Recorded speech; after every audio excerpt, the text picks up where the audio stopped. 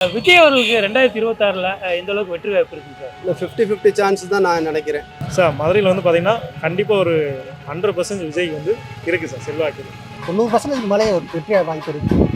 100% இருக்கு. இளைஞர்கள் ஓட்டு பூரா அவருக்கு தான். என்னடா அவ்வளோதான் கன்ஃபார்ம் இளைஞர்கள் ஓட்டு எல்லாம். அப்போ என் பிள்ளை இந்த அவருக்கு என் பிள்ளை சொல்கிறப்ப என் பிள்ளைய சொல்கிறது நம்ம கேட்போம். கண்டிப்பாக அவருக்கு தான் நாங்கள் போடுவோம்.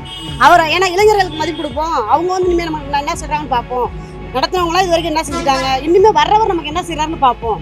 அவர் மூலியமா பிள்ளைகளுக்கு என்ன சலுகை வருதுன்னு பார்ப்போம். அவ்வளவுதான், அவருக்கு ஒரு வாய்ப்பு கொடுப்போமே. டிவிக்கே ஒரு தூய சக்தி, திமுக ஒரு தீய சக்தி, திமுக ஒரு தீய சக்தி, திமுக ஒரு தீய சக்தி, தீய சக்தி, தீய சக்தி, தீய சக்தி. என்ன சொல்லணும், உதயநிதி சார் சொன்ன மாதிரி எக்ஸிபிஷன்னா பொருட்காட்சினா கூட்டம் வரத்தான் செய்யும். அது ஒரு மாஸ் ஹீரோ சொல்லிட்டு ஏற்கனவே காமெடி நடிகராக இருந்தாலும் சரிதான், அது எந்த நடிகராக இருந்தாலும் கூட்டம் வரத்தான் செய்யும். 2026ல் விஜய் அவர்களுக்கு எந்த அளவுக்கு செல்வாக்கு இருக்கு? செல்வாக்கெல்லாம் இல்லையே.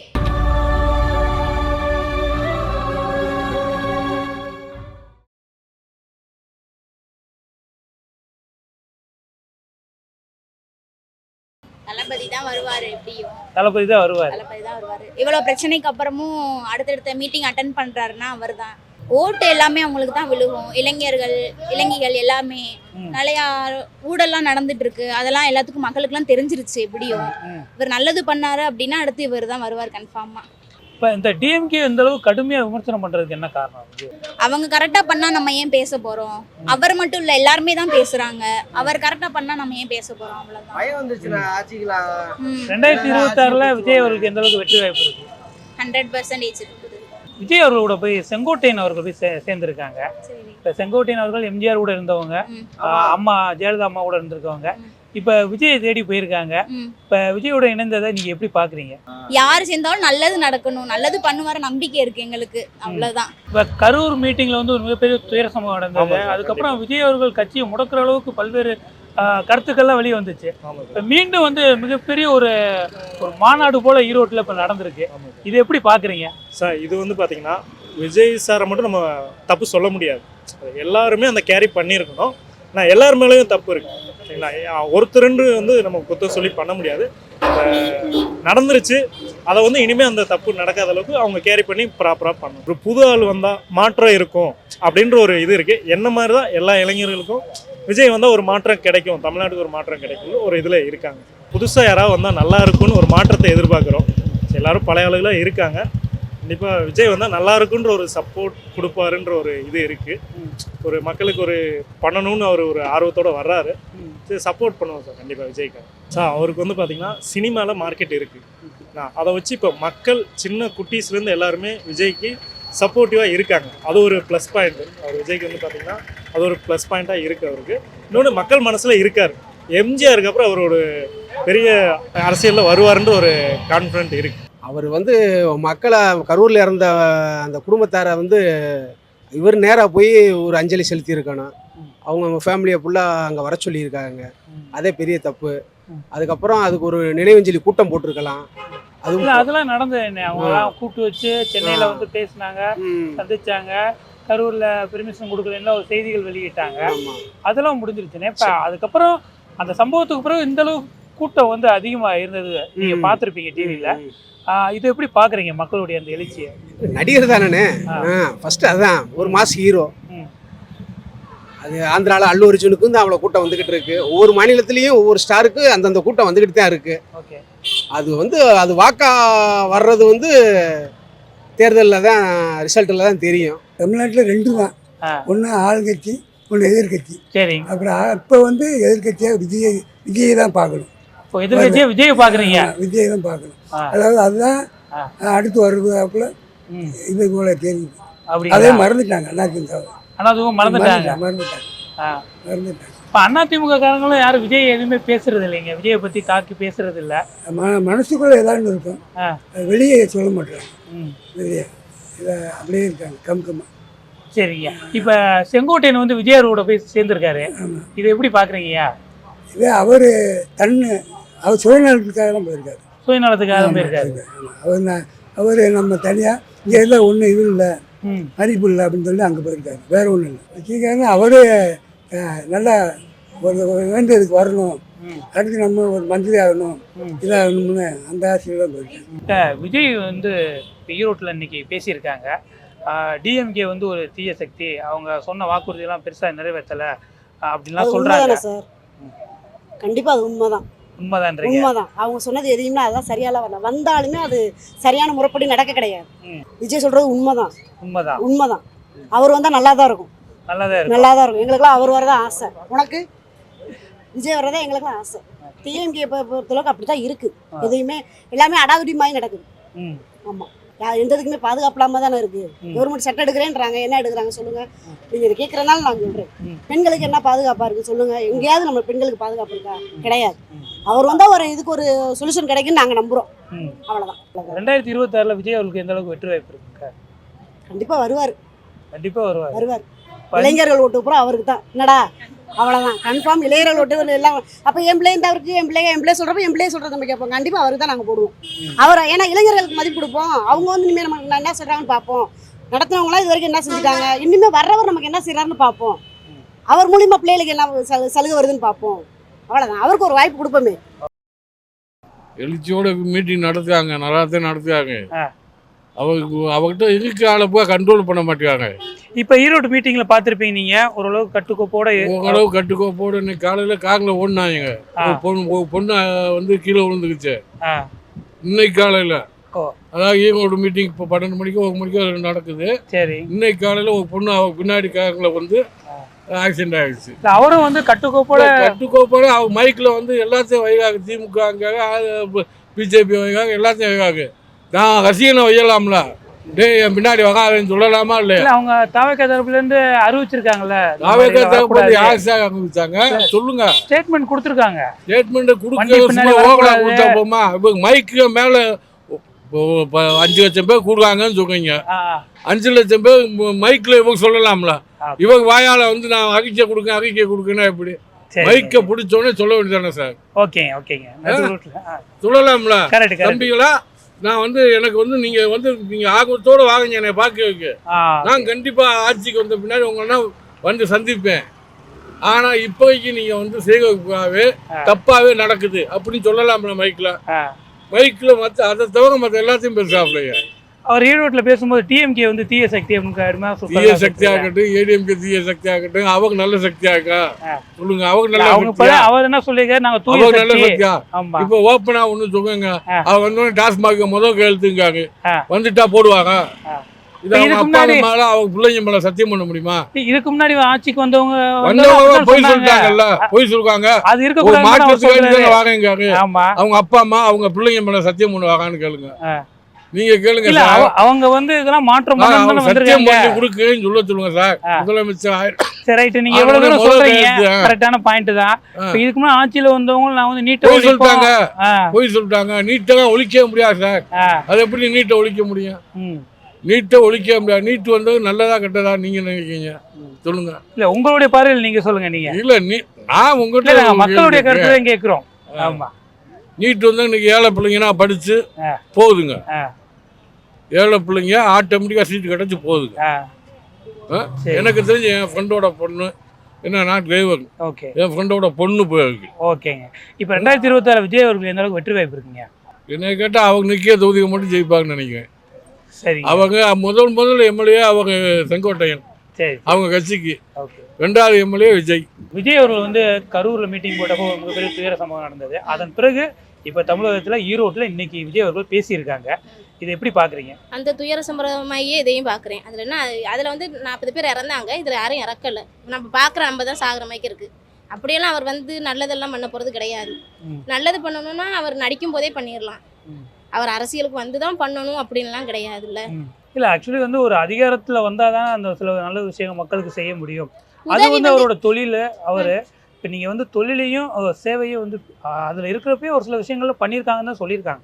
உதவி செய்யணும்னா எதுலையும் அரசியலுக்கு வந்து தான் செய்யணும்னு கிடையாது. உதவி வந்து யாருனாலும் செய்யலாம். சரி, பொதுமக்களும் செய்யலாம், யாருனாலும் செய்யலாம். அவர் பொதுமக்களாக இருக்கும் போதே பண்ணல ஒருத்தவங்களுக்கு. இப்போ அரசியலுக்கு வந்து அவர் பண்ண போறாரான்னு கேட்டால் அது வந்து பண்ண மாட்டாரு. அவ்வளவுதான். பண்ண மாட்டாரு. இப்போ அவங்க இதுக்கு தான் அவங்கவுங்க வர்றாங்க. இப்போ வந்து விஜய் அவர்கள் இன்னைக்கு ஈரோட்டில் பேசும்போது வந்து டிஎம்கே வந்து ஒரு தீய சக்தி, அவங்க வந்து எந்த வாக்குறுதியும் வந்து நிறைவேற்றலை பெரிய அளவில் அப்படின்லாம் அவங்க சொல்லியிருக்காங்க. இதை எப்படி பார்க்குறீங்க? யாரும் கடவுள் கிடையாது, யாராலையுமே எதையுமே பண்ண முடியாது. சொல்ற 100% அப்படியே நம்மளால பண்ண முடியாது. யாருமே கடவுள் கிடையாது. கடவுளாலேயே நமக்கு கொடுக்குற ஒரு வாக்குறுதியை நிறைவேற்ற முடியாது. அதனால நம்ம வந்து இவங்களெல்லாம் குறை சொல்றதுக்கெல்லாம் இல்லை. விஜய் வந்து அவர் நடிக்கலாம், அவர் அந்த பொழப்ப அழகா பார்க்கலாம், அதில் நல்ல ஒரு நடிகர் தான். ஆனால் அரசியலுக்கு அவர் வந்து செட் ஆக மாட்டார். அவர் வாய்ப்பு கொடுத்தா தானே தெரியும் அவரோட என்ன அவர் செய்வார் செய்ய மாட்டாரா அப்படின்னு. இப்போ ஒருத்தர் வந்து ஒரு பொறுப்பில் கொடுத்து அதில் தவறு செய்தால் நம்ம சுட்டி காட்டலாம். இப்போ பொறுப்புக்கே வராமல் இருக்கவங்களை வந்து நீங்கள் அவர் செய்ய மாட்டார் அப்படின்லாம் ஒரு கருத்தை சொல்கிறீங்க.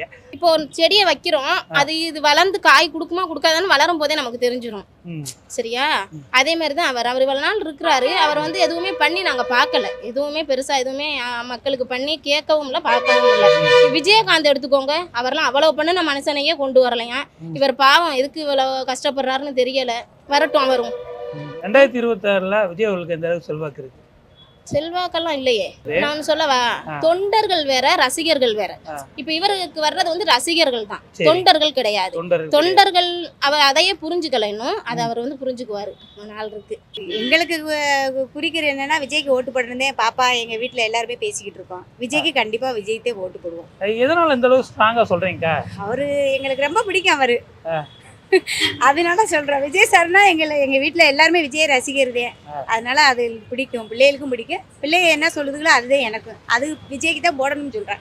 அப்ப விஜய் சாருக்கு தான் நாங்க போடலான்னு இருக்கோம். இப்ப விஜய் அவர்கள் ஈரோட்டில் பேசும்போது டிஎம்கே வந்து ஒரு தீய சக்தி, அவங்க வாக்குறுதி சொன்னதெல்லாம் நிறைவேற்றலை அப்படிலாம் சொல்றாரு. இது எப்படி பாக்குறீங்க? அது எப்படின்னு அதை எனக்கு தெரியாது. ஆனா எனக்கு ஓட்டு போடுறது விஜய்க்கு தான் நான் போடணும்னு இருக்கேன், அவ்வளவுதான். இப்ப 2026 ஒரு ஆட்சி மாற்றம் வரும்ன்றீங்க? கண்டிப்பா வரலாம், வரும். இப்போதைக்கு வந்து யார் ஆட்சியில் வந்தாலும் ஒன்றும் மக்களுக்கு ஒன்றும் ஒரு இதுவும் இல்லை. நம்ம இப்போ ஆட்சி மாற்றி உக்காந்தா விஜய் வந்து ஏதாச்சும் ஹெல்ப் பண்ணுவாரா அப்படின்றது தான் ஒரு மக்களுடைய நோக்கம். விஜய் மேலே ரொம்ப ஒரு அன்பு கருத்து, அவர் வந்தால் நல்லது செய்வார்ன்றது ஒரு நம்பிக்கை அவர் மேலே வச்சுட்டாங்க எல்லாரும், அவ்வளோதான். டிஎம்கேவா இல்லை டிவிகேவா அப்படின்றத ஒரு பாயிண்ட்டை வந்து எல்லா இடத்துலையும் வந்து முன்னிறுத்துறாரு. இதை எப்படி பார்க்குறீங்க? நம்மளுக்கு பொறுத்தளவு எம்ஜிஆர் கைமுன்னாடியே டிஎம்கே தான், டிவிகே அதுதான் முன்னாடியா இருக்கணும். விஜய் வரணும், அவ்வளோதான். விஜய் வரணும். இப்போ இந்த அளவுக்கு ஸ்ட்ராங்காக சொல்றதுக்கு என்ன காரணம்? என்ன காரணம்னா அவர் கொடுக்குற வாக்குமூலம் பேசுறது அதெல்லாம் பார்க்கும்போது நம்மளுக்கு எம்ஜிஆர் நம்ம அம்மாவுக்கு அடுத்து இவர் வந்து நல்லது செய்வார் அப்படின்றது ஒரு நம்பிக்கை. முதற்படியாக பார்க்கும்போது நம்மளுக்கு விஜயகாந்த் தான் ஃபஸ்ட்டு.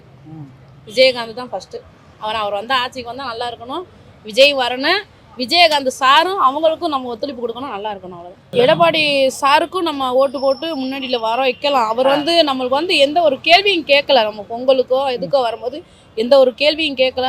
நம்மளுக்கு ஒவ்வொரு ரேஷன் கார்டுக்கு 2500 கொடுக்குறோம், நீங்கள் பொங்கல் பரிசு போய் வாங்கிக்கிறீங்கன்னு. ஆனால் இவங்க வந்து ரொம்ப கொஞ்சம் கேள்வி கேட்குறாங்க. ஆனால் இலவச பஸ் விட்டும் பிரயோஜனம் இல்லை, விலைவாசி ரொம்ப இருக்குது. நம்ம மக்கள் நம்ம போல் கஷ்டப்படுறவங்க ரொம்ப துக்கத்தில் இருக்கோம் நாங்கள்லாம்.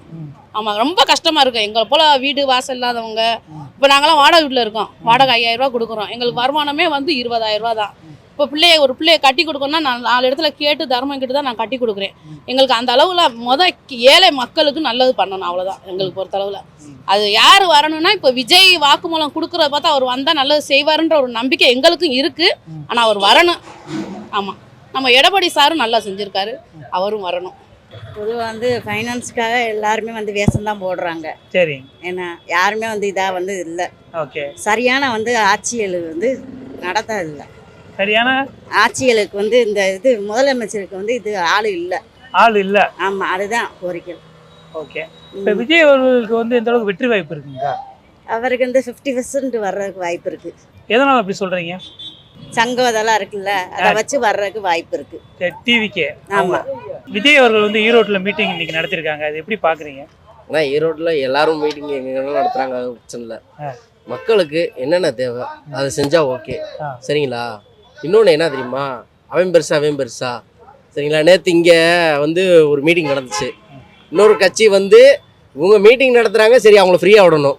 இப்போ ஆட்சியில் இருக்கிற கட்சி பக்கத்தில் மீட்டிங்கை போட்டு அவன் பக்கத்தில் போட்டிருக்கான், எங்கே பர்மிஷன் வாங்கி எல்லாம் பண்ணுறாங்க. இதே தான் தளபதிக்கு நடந்துச்சு ஒரு திருப்பு.